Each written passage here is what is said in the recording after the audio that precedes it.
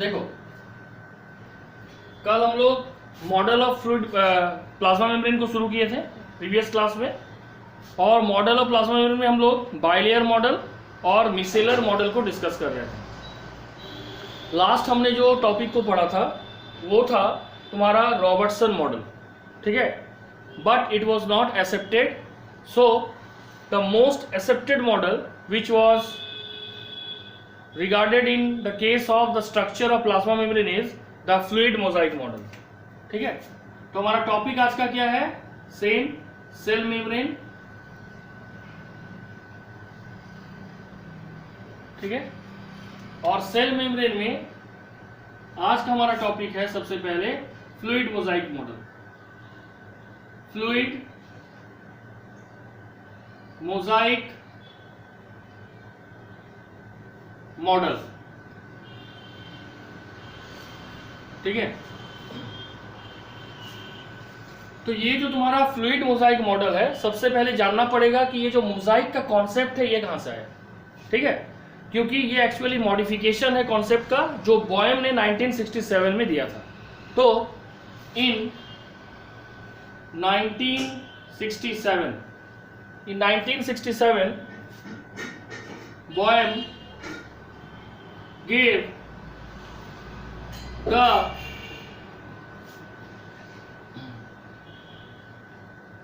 concept of Boehm gave the concept of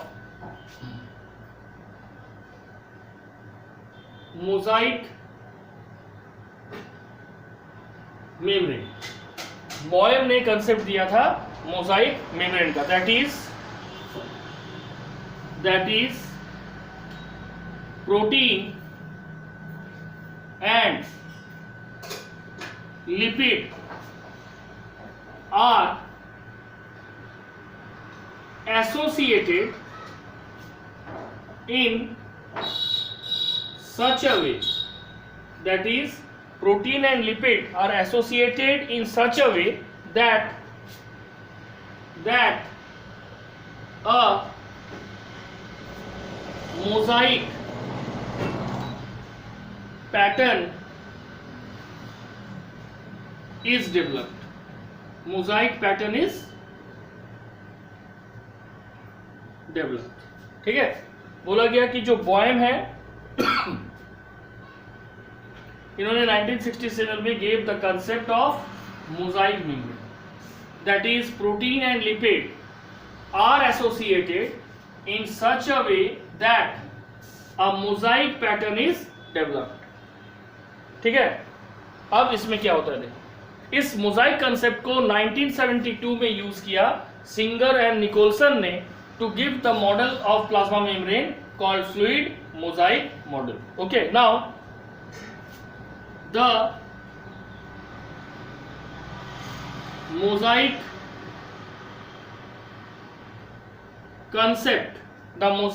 concept was elaborated। इसको पूरे विस्तार से यूज किया गया, elaborated and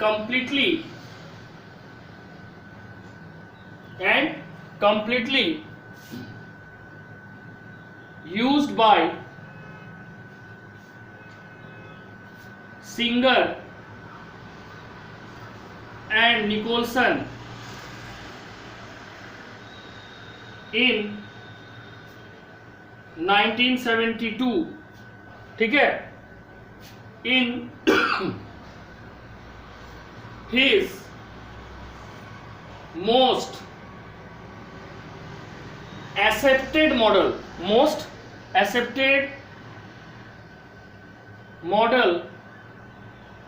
of membrane, most accepted model of membrane called, क्या कहा जाता है उसको? Fluid mosaic model. फ्लूइड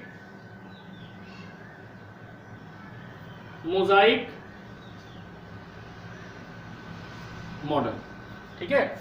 ये जो मोजाइक पैटर्न है जो बॉयम ने दिया था 1967 में, उसको इलैबोरेट किया गया और कंप्लीटली यूज किया गया सिंगर एंड निकोलसन के द्वारा in his most accepted model of membrane, जिसको क्या कहा गया, fluid mosaic model.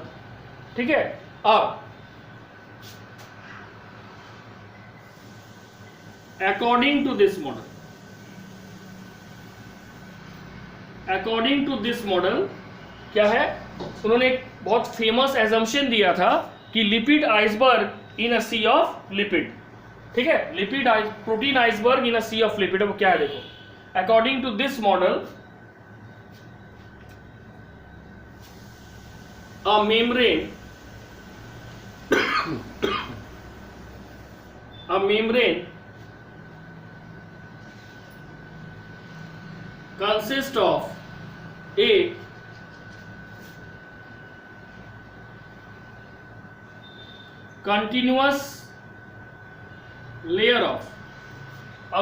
consists of a continuous layer of continuous, शुरू से हम लोग पढ़ते आ रहे हैं, बाइलेयर ऑफ, लिखो continuous bilayer of, okay, phospholipid,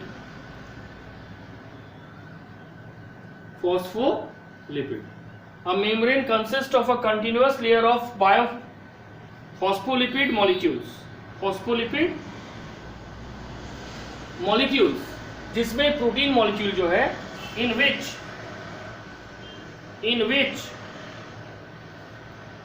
globular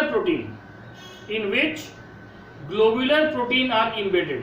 ठीक है, in which globular protein are embedded, मतलब अगर मेरा हाथ मान लो कि बाइलेयर ऑफ लिपिड है और ये मेरा पेन क्या है, प्रोटीन है, तो चारों तरफ से बाइलेयर ऑफ लिपिड इस प्रोटीन को घेर के रखा हुआ है। ठीक है, अब दिस arrangement corresponds to, ये अरेंजमेंट कैसा है, अभी बताए थे ना, protein iceberg in a sea of lipid, lipid का मतलब फॉस्फोलिपिड। ठीक है, corresponds to आइसबर्ग, हिमखंड जिसको हिंदी में बोलते हैं। आइसबर्ग किसका है, प्रोटीन या ग्लोबुलर प्रोटीन का, फ्लोटिंग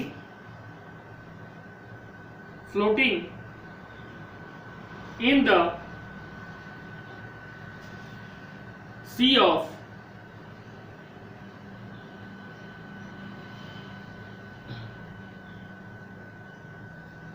फॉस्फोलिपिड।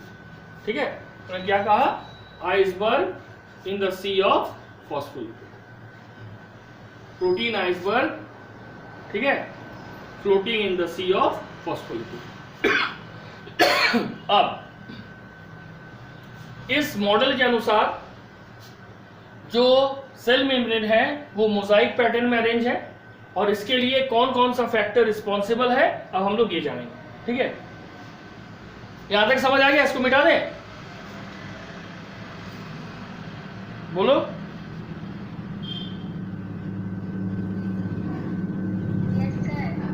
ठीक है,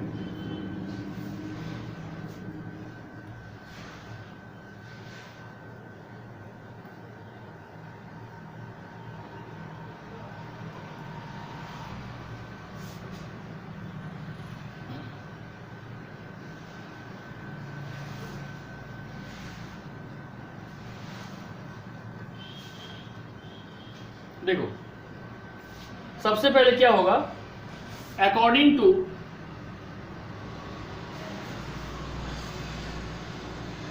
this model, this means fluid mosaic model given by Singer and Nicolson when 1973। First, there is a continuous layer, there is a continuous layer of phospholipid, there is a continuous layer of phospholipid, ठीक है, molecule in which are embedded, इसमें कौन घेरा हुआ, in which are embedded globular protein, in which are embedded globular protein, ठीक है, thus, ठीक है, thus membrane are regarded as quasi fluid, ठीक है, membrane are regarded as या considered as quasi fluid structure, quasi fluid structure, ठीक है, in which lipid and integral protein, in which lipid and integral protein are arranged in कौन pattern, Mosaic pattern, Mosaic pattern. फिर से एक बार समझ लो, पहला assumption था कंटिन्यूअस लेयर ऑफ फॉस्फोलिपिड होगा जिसमें इंबेडेड होगा ग्लोबुलर प्रोटीन, ठीक है, और ऐसे मेम्ब्रेन को क्या कहा जाता है, क्वासी फ्लूइड कहा जाता है। क्यों? क्योंकि इसमें जो लिपिड और इंटीग्रल प्रोटीन है ये अरेंज्ड है किसमें, मोजाइक पैटर्न में, ठीक है। Second,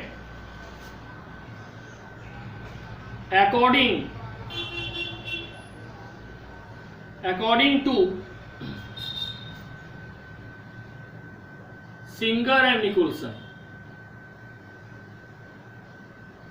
according to Singer and Nicholson, lipid protein association जो होता है ये हाइड्रोफोबिक है।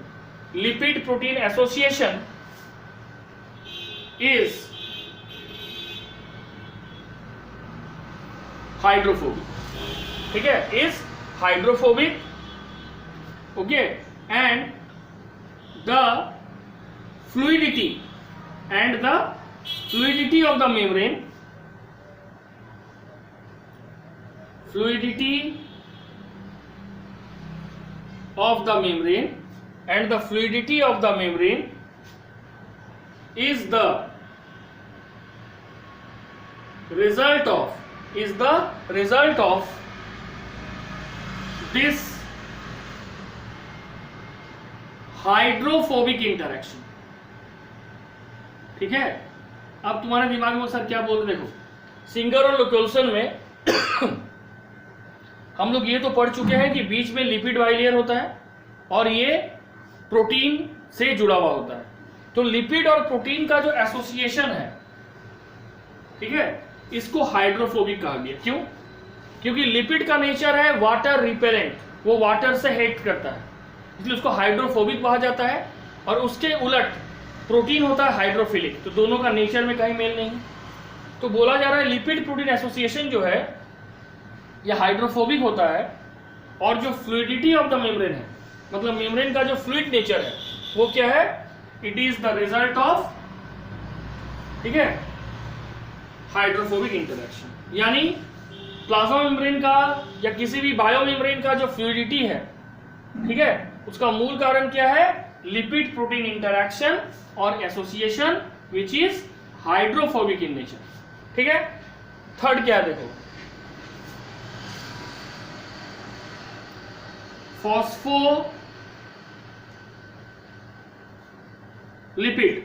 phospholipid and many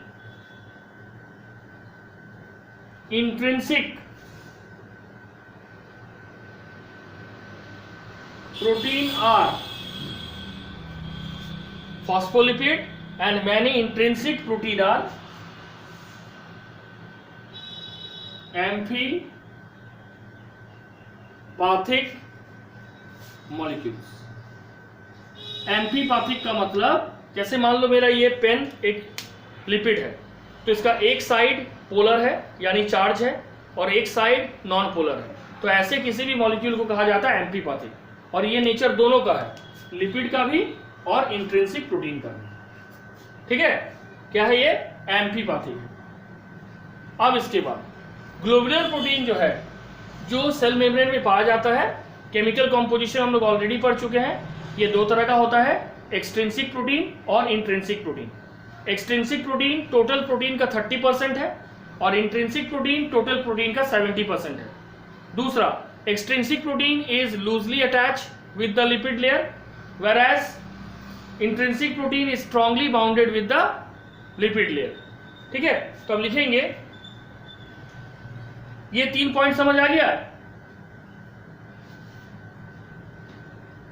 बोलो, ज्योति, Supriya, Samreen,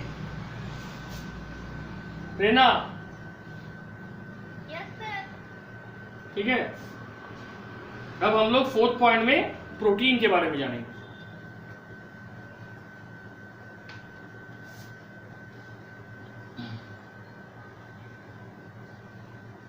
fourth, globular protein of the membrane are of 2 types। Globular protein जो होता है मेम्ब्रेन का, वो 2 तरीके का होता है। पहला,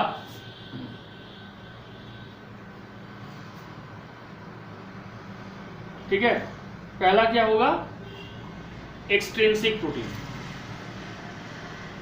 एक्सट्रिंसिक प्रोटीन। और दूसरा क्या होगा, intrinsic protein. Intrinsic protein, extrinsic और इंट्रिंसिक। सबसे पहला सवाल है, एक्सट्रिंसिक प्रोटीन क्या होगा? These are soluble protein. These are soluble and readily dissociate, आसानी से अलग किया जा सकता है। readily dissociated from the membrane, readily dissociated from the membrane. Next, it constitute 30% of the total protein। ये टोटल प्रोटीन का कितना परसेंट है?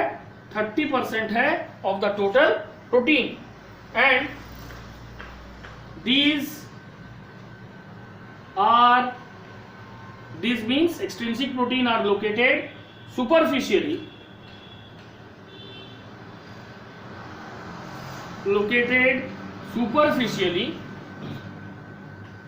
on the 2 surface of the membrane।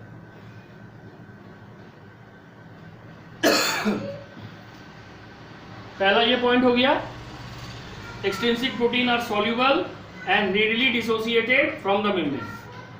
Second, it constitute 30% of the total protein। Third, these are located superficially on the 2 surface of the membrane। ये हो गया extrinsic protein. अब आ जाओ intrinsic protein में। ठीक है, पहला पॉइंट, इट, ठीक है, इट या these are, इसका उल्टा, readily, these are insoluble,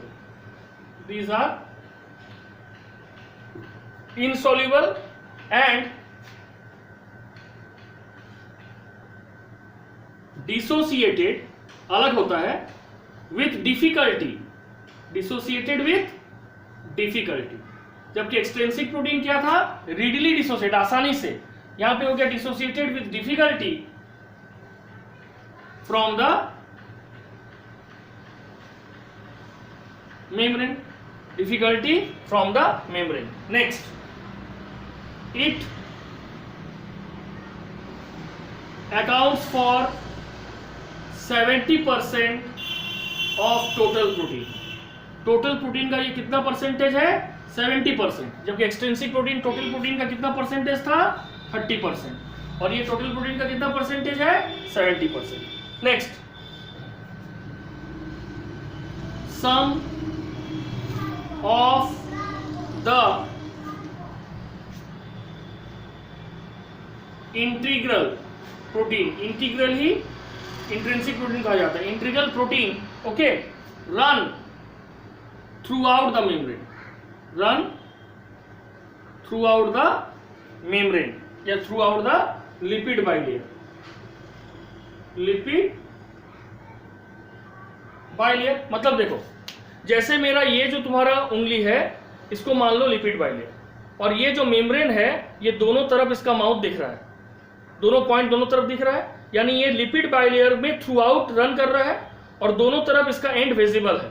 इस तरह के प्रोटीन को जो इंट्रिंसिक है, बट वो प्रोटीन से पूरी तरह से घिरा हुआ नहीं है, उसका कुछ पार्ट अपर साइड में और कुछ पार्ट अपर लोअर साइड में एक्सपोज्ड है, इसको कहा जाता है टनल प्रोटीन या ट्रांस मेम्ब्रेन प्रोटीन। इसको क्या कहेंगे? टनल प्रोटीन या trans membrane protein. Run throughout the lipid bilayer are called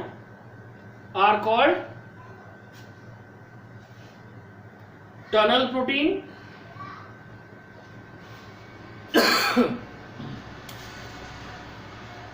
और transmembrane protein।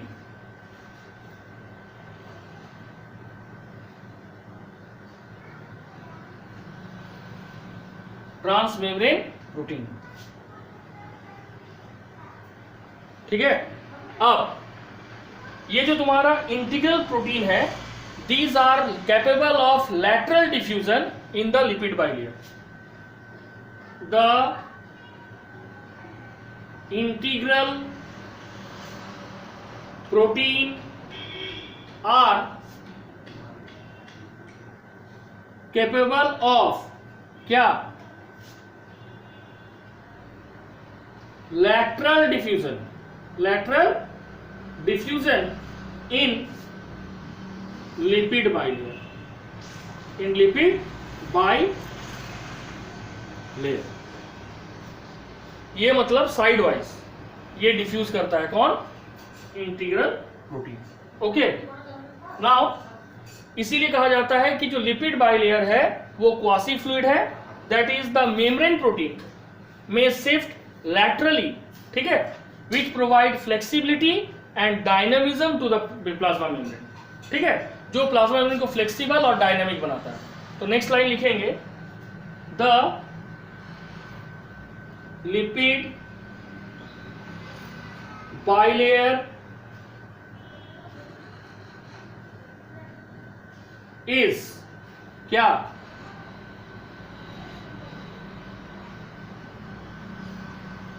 quasi fluid।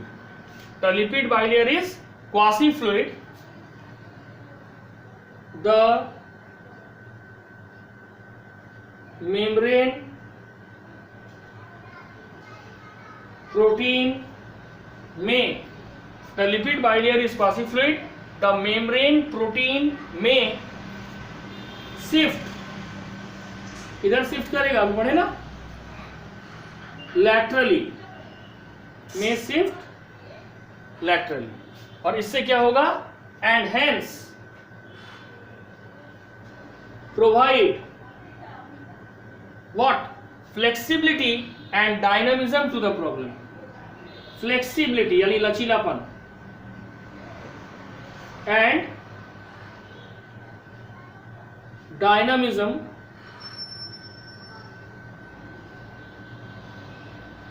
To क्या? मेम्ब्रेन यानी सेल मेम्ब्रेन, ठीक है। तो लिपिड बाइलेयर जो है ये क्वासी फ्लूइड है। क्वासी फ्लूइड क्यों है? बिकॉज द मेम्ब्रेन प्रोटीन, जो कि इंटीग्रल प्रोटीन है खास करके, में shift laterally, and hence it provide what?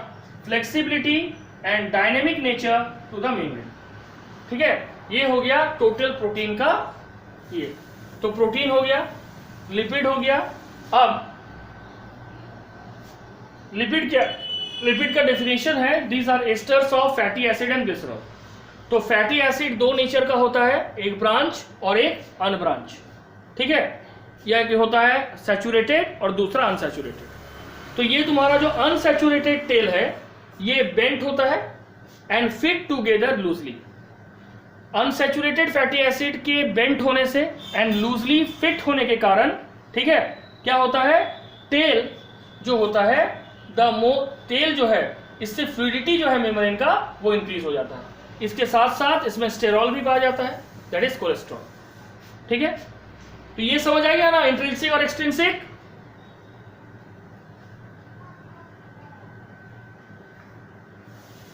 बोलो चारों, समझ आ गया? देखो अब इसके बाद हम लोग पढ़ेंगे, तुम लोग बायोमोलिक्यूल्स में पढ़ी थी कि जो भी तुम्हारा फैट होता है या लिपिड होता है उसका डेफिनेशन क्या था, asters of fatty acid and alcohol. तो फैटी एसिड जो है, ये फैटी एसिड दो तरह का होता है, एक सैचुरेटेड और एक अनसैचुरेटेड। तो लिपिड में भी दो तरह का फैट होगा, सैचुरेटेड और unsaturated.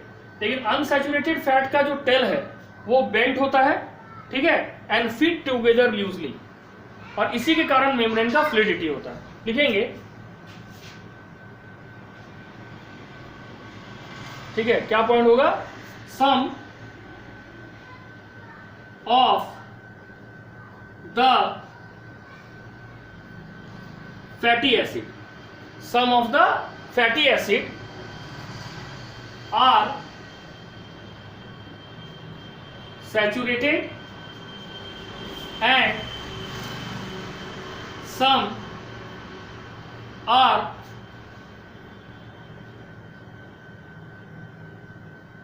unsaturated, some are unsaturated। अब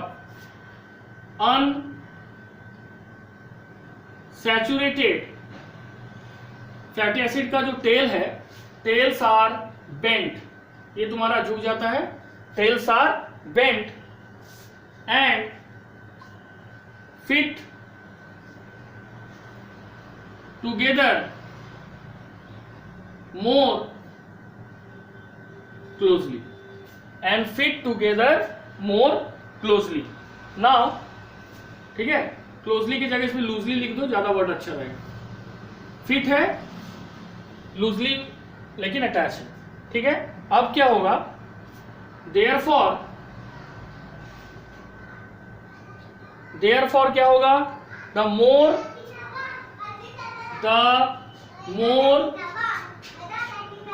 unsaturated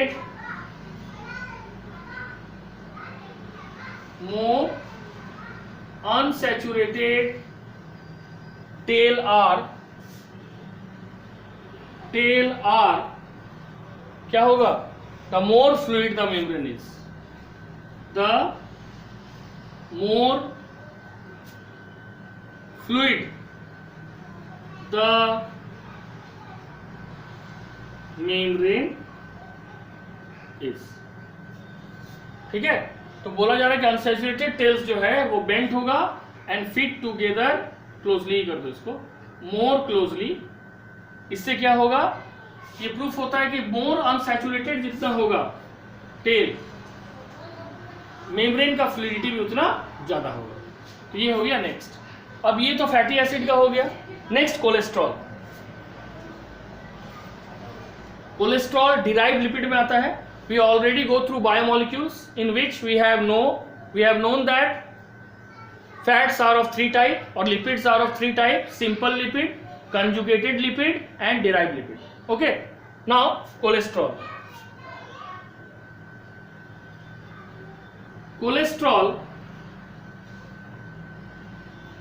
also works like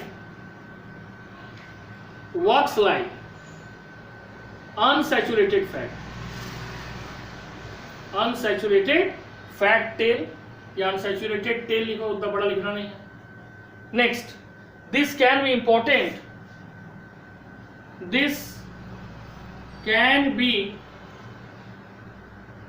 important for the organism living in cold area, for the organism living in cold area means lower temperature, ठीक है. when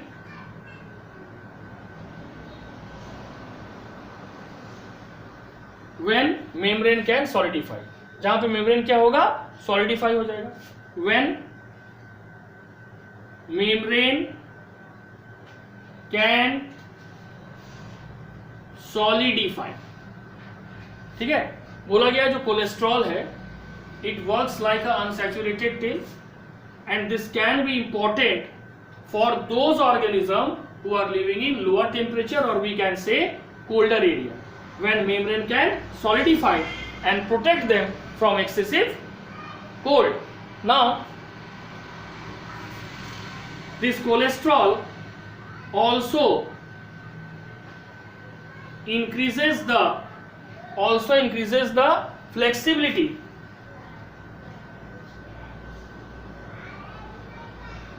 and stability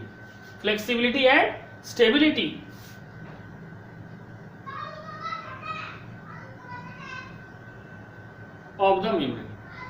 It also increases the flexibility and stability, ठीक है, increases the flexibility and stability of the membrane, ठीक है, without the membrane breaks up.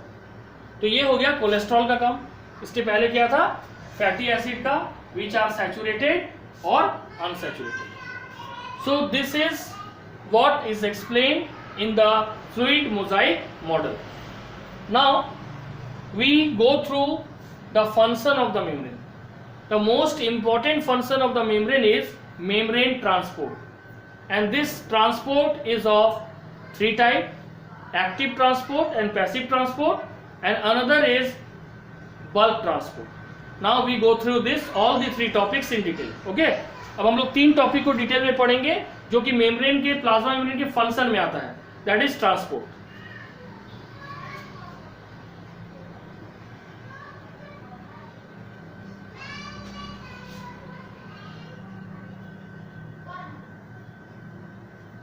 Next topic is cell membrane transport. Okay, ये हो गया topic.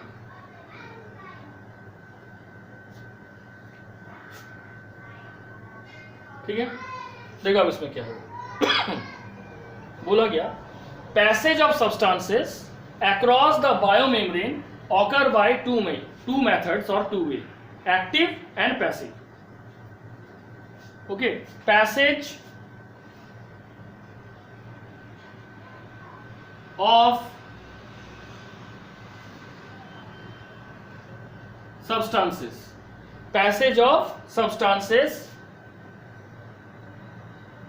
across the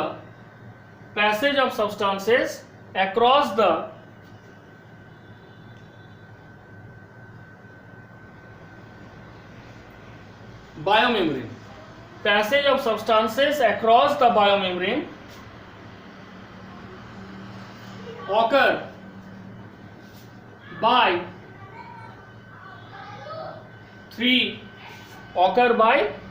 three methods. ठीक है, generally तुम लोग 12 में दो ही मेथड डिटेल में पढ़े हो, एक्टिव और पैसिव ट्रांसपोर्ट. यहाँ पे क्या क्या होगा, पहला दो तो कॉमन है, एक्टिव ट्रांसपोर्ट, पहले पैसिव लिखते हैं, पैसिव ट्रांसपोर्ट.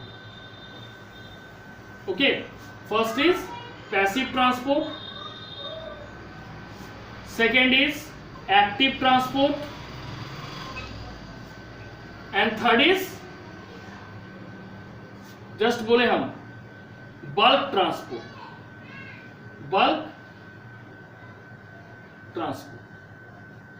पैसिव ट्रांसपोर्ट वैसे ट्रांसपोर्ट को कहा जाता है जिसमें किसी भी एटम, आयंस या मॉलिक्यूल्स का, चाहे वो सॉलिड हो, लिक्विड हो या गैस हो, इसका movement along the concentration gradient होता है. That means high concentration to low concentration, और यहाँ पे there is no consumption of energy.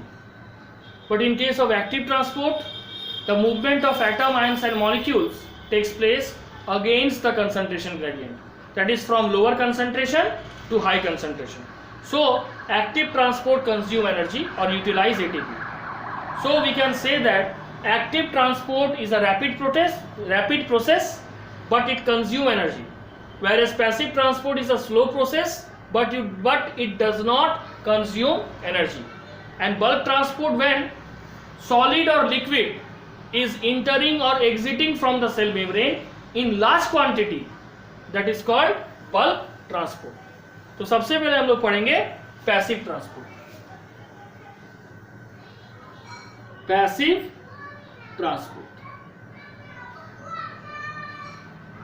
Okay. Passive transport क्या है? पैसेज ऑफ सब्सटेंसेस तो हम लोग कर दिए हैं. What is passive transport? It is a mode of transport. It is a mode of transport where the cells, it is a mode of transport where the cells does not spend any energy. ये एक ऐसा transport का process है या तरीका है जिसमें कोई भी एनर्जी का कंजम्पशन या यूज नहीं होता है. ठीक है. Nor it source any special activity. ना ही ये कोई स्पेशल एक्टिविटी को शो करता है. ठीक है. इसके अंदर दो टाइप आएगा. पहला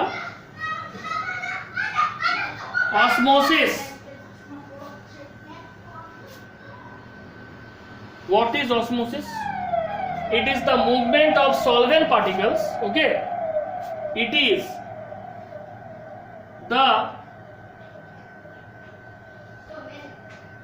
the movement of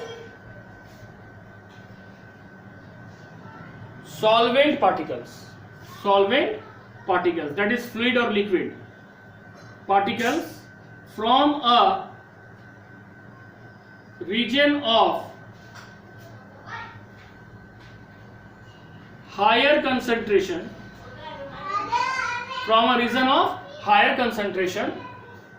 to a region of lower concentration. Okay, region of lower concentration, provided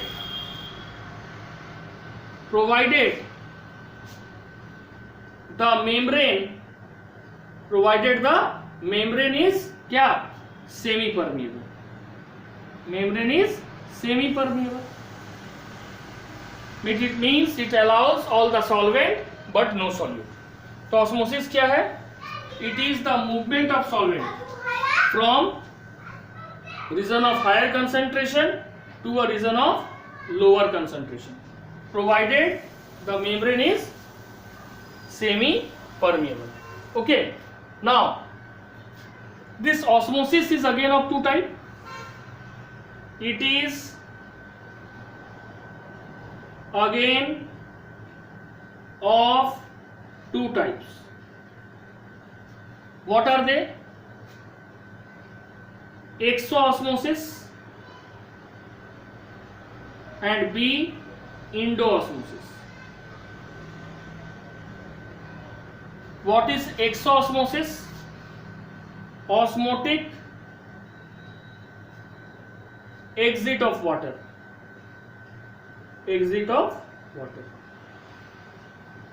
And endoosmosis is osmotic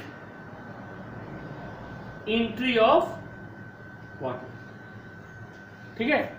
जब एक एनिमल सेल वाटर को एग्जिट कर रहा है, वाटर को लॉस कर रहा है, दैट इज कॉल्ड एक्सोस्मोसिस. ऐसा तभी होता है when the animal cell is in hypertonic solution, but when the animal cell is in hypotonic solution they gain water, and that is called endosmosis, and the definition is osmotic entry of water. Okay. Clear? अब osmosis के बाद बचा diffusion, that is another type of diffusion. ठीक है, diffusion is another type.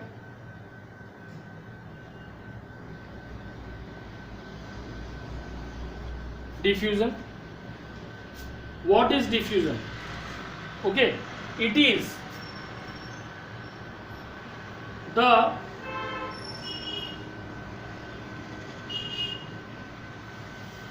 movement of, ठीक है, movement of solute particles, या movement of direct लिखते हैं solid, liquid and gas from a region of, it is the movement of solid, liquid and gas from a region of higher concentration to a lower concentration, provided the membrane is permeable। ठीक है, osmosis में क्या था, सिर्फ solution यानी सिर्फ liquid पास हो रहा था, इसमें सॉलिड, लिक्विड और गैस पास हो रहा है from region of higher concentration to lower concentration. Osmosis के केस में सेल मेम्ब्रेन का नेचर क्या था, सेमी परमिएबल। डिफ्यूजन के केस में सेल मेम्ब्रेन का नेचर क्या है, परमिएबल। ठीक है, now let's come to the second point, that is passive transport. Sorry, passive transport is completed, active transport. Passive transport समझ आया?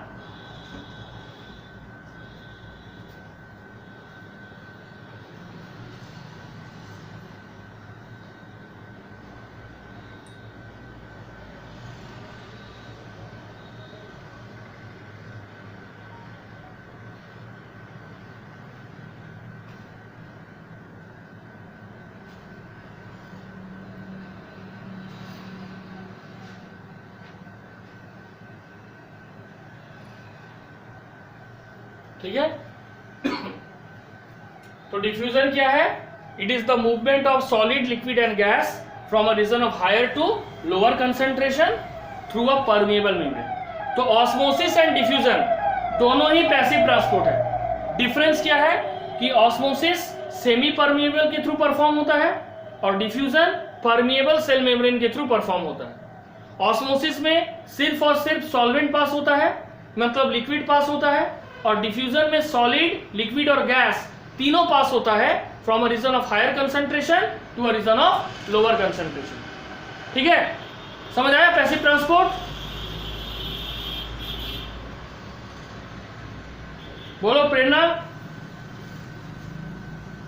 ज्योति, क्लियर?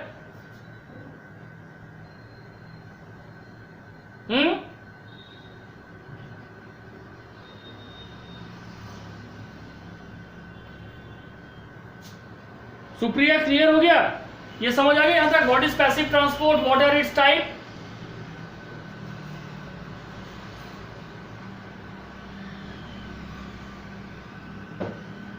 नेक्स्ट, पैसिव के बाद एक्टिव ट्रांसपोर्ट।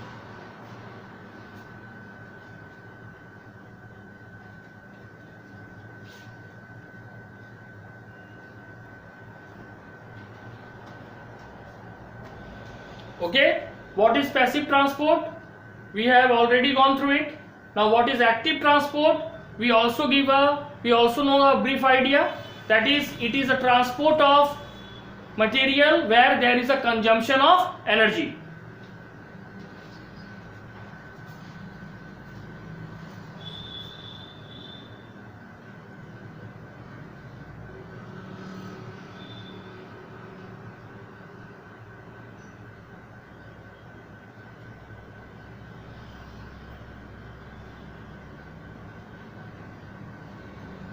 समझ आया? ज्योति, सुप्रिया, प्रेरणा, क्लियर? हाँ सर। अब देखो एक्टिव ट्रांसपोर्ट क्या है. Active transport, active transport, active transport में क्या होगा? It is the movement of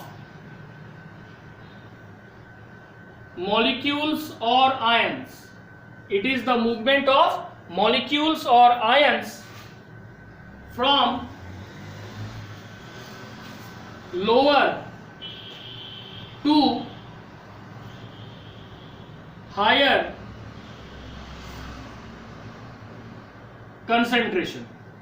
From lower to higher concentration across the plasma membrane, across the plasma membrane. That is, it occurs against, ये क्या हो रहा है? ये जो एक्टिव ट्रांसपोर्ट है, it occur against the electrochemical gradient, against the electrochemical gradient. कुछ book में लिखा हुआ है against the concentration gradient. Normally concentration gradient का मूवमेंट होता है हाई टू लो, यहां पे क्या है? Lower to higher concentration. That is against the electrochemical gradient. ठीक है. अब it requires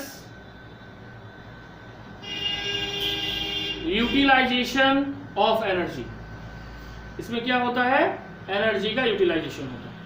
it requires utilization of energy. किस फॉर्म में? In the form of ATP, adenosine triphosphate. Okay. And also some membrane proteins. Membrane protein acts as a carrier molecule, acts as a carrier molecule, or we can say carrier protein. ठीक है. To transfer the substance from one part of the cell to another part. Now active transport का फायदा क्या है? It is a very rapid process in comparison to passive transport. Now let's come to the third, that is bulk transport. ठीक है. Bulk transport क्या है? Active transport में clear हो गया कि एटम, आयंस या molecules lower to higher concentration जाता है.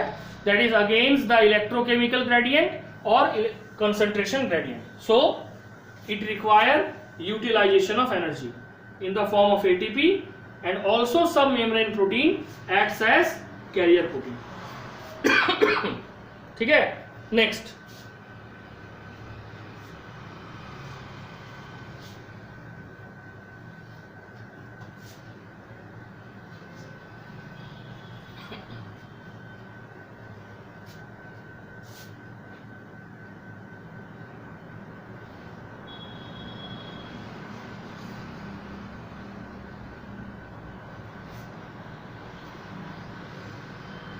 bulk transport.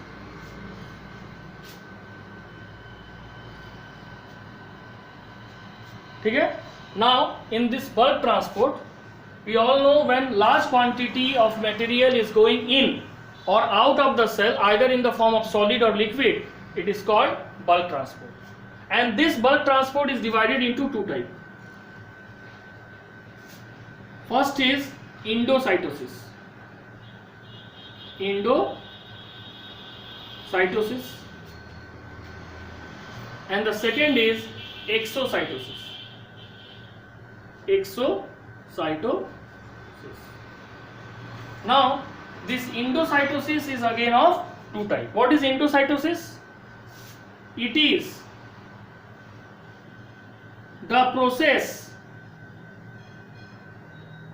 by which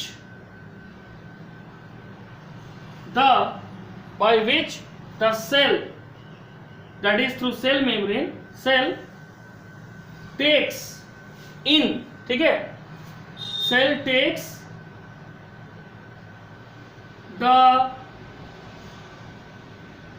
material actively inside. Cell takes the material actively inside it. ठीक है. Now according to the nature of material, whether it is a solid or liquid, it is again of two types, phagocytosis and pinocytosis. If it takes the material in the form of solid in large quantity, it is called phagocytosis, and if it takes the material in large quantity in the form of liquid, it is called pinocytosis. Okay, तो यहाँ पे क्या होगा, यहाँ पे basically होगा according to the nature of substances, according to the nature of substances, okay, taken in,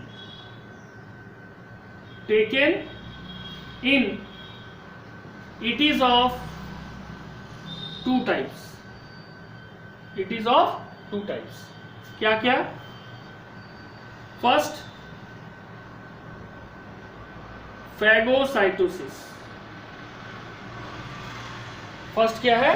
phagocytosis, ठीक है, और दूसरा है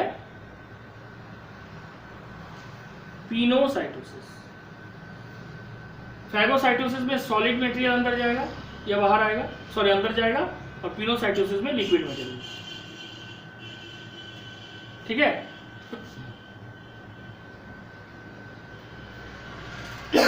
अब देखो, अब हम लोग पढ़ेंगे फैगो और पिनोसाइटोसिस क्या है. सबसे पहले व्हाट इज फैगोसाइटोसिस? फैगोसाइटोसिस, ठीक है, it is the process by which, it is the process by which, it is the process by which cell actively, it is the process by which cell actively takes material inside it. It is the process by which cell takes the material inside it, ठीक है, in solid form, in solid form, solid form. Now it is also called, इसको क्या कहा जाता है? Cell eating. It is also called cell eating. ये property हमारे body में इम्यून सेल्स शो करता है, that is white blood cells का टाइप, ठीक है, cell eating. Next, all protozoan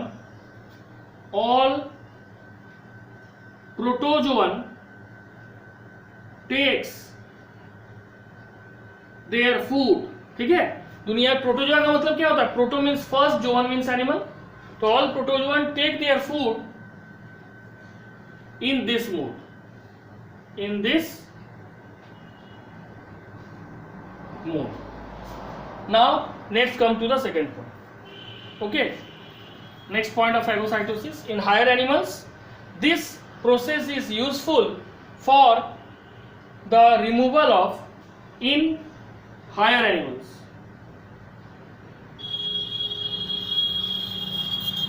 this process is useful for what? Removal of क्या? Damaged cell. Okay, damaged cell,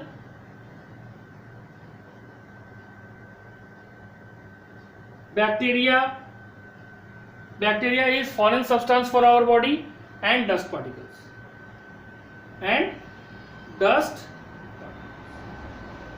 okay. Macrophages and white blood cell do the function of phagocytosis.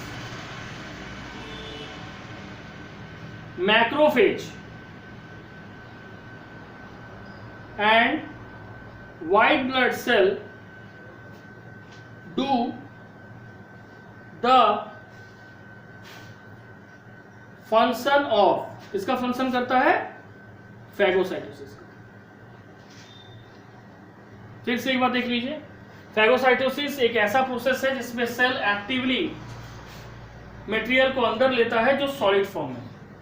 इसका दूसरा नाम cell eating है। दुनिया में जितने भी protozoans हैं, they take their food in this mode, that is phagocytosis.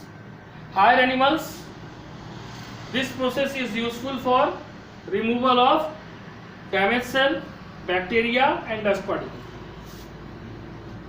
Macrophages and white blood cell do the function of phagocytosis. Okay.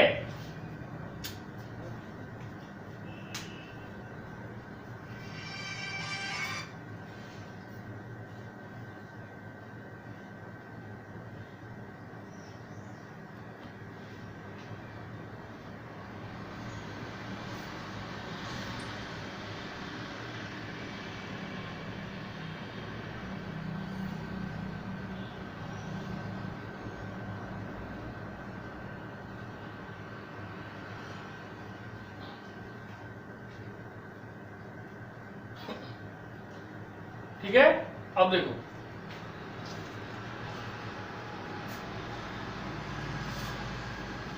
ये क्लियर हुआ। अब आ जाओ पिनोसाइटोसिस।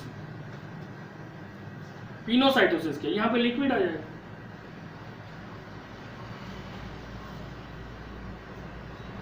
पिनोसाइटोसिस इसका second, pinocytosis. What is pinocytosis? It is the process by which cell takes in the fluid material actively inside the plasma membrane. It is the process by which the cell takes in actively the fluid material inside it. ठीक है, it is a process by which the cell takes in actively the fluid material inside it. That is called pinocytosis. What is the process? In this process,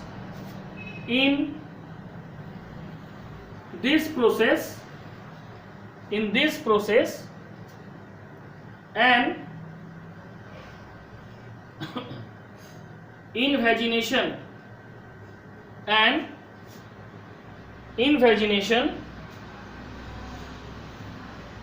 occurs at any point. An invagination occurs at any point in the plasma membrane.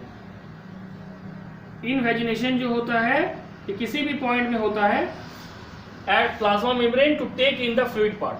ठीक है, in the plasma membrane near the fluid. Why? To take the fluid inside it. Fluid now and small pocket like structure is produced. Small pocket like structure is produced. एक small pocket like structure बनता है और उसको क्या बोलते हैं? Pinosome. Pinosome, ठीक है, हमारा पिनोसोम। अब इसके बाद क्या होगा? नाउ क्या लिखेंगे?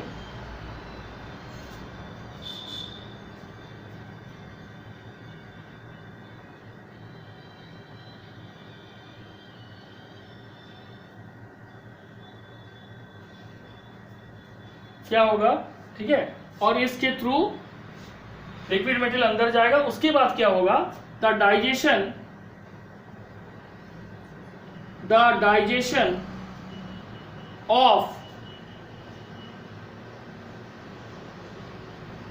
pinosome is then brought about by various enzyme. तो कौन रिलीज करता है? Lysosome. Various enzyme of the cell that are brought about by lysosome. ठीक है. और डाइजेशन कंप्लीट होने के बाद जो पिनोसोम है इसका डाइजेशन यानी डिग्रेडेशन हो जाता है सेल के अंदर पाए जाने वाले वेरियस सेल के एंजाइम के द्वारा. ठीक है. और इसको कौन रिलीज करता है? लाइसोसोम. ये हो गया pinocytosis.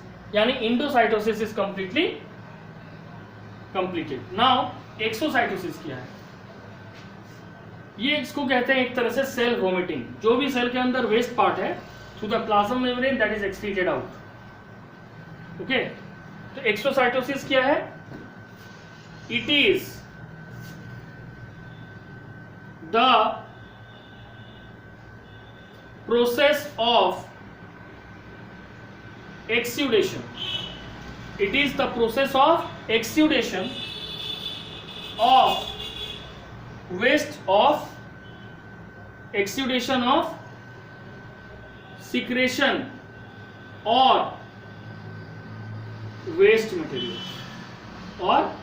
waste material out of the cell. और आउट ऑफ द सेल किसके थ्रू होगा? Through the plasma membrane. Through the plasma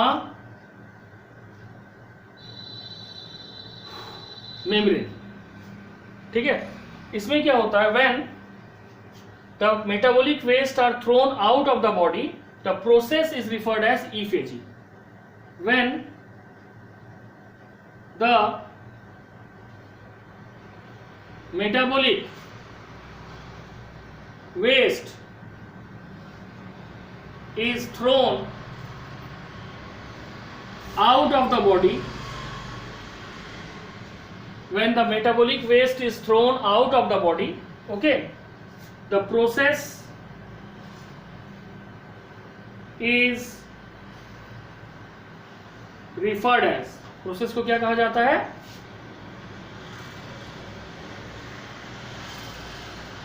ईफेजी. ठीक है. Now it occurs in the cell of pancreas where the vacuole containing enzyme move towards the membrane, to discharge their content to the exterior. ठीक है.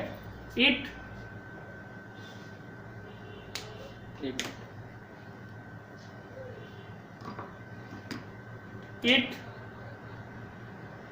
occurs in cells of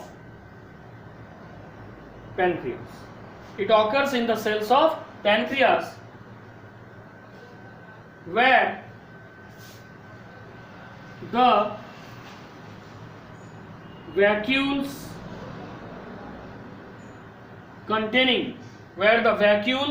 containing enzymes move towards the mechanism where the vacuole containing enzyme move towards the mechanism move towards the membrane to discharge their secretion to the exterior.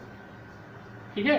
तो बोला गया कि ये basically pancreatic sales में होता है जहां पे उसका जो वैक्यूल्स है जो एंजाइम को कंटेन करता है they move towards the cell membrane. Why?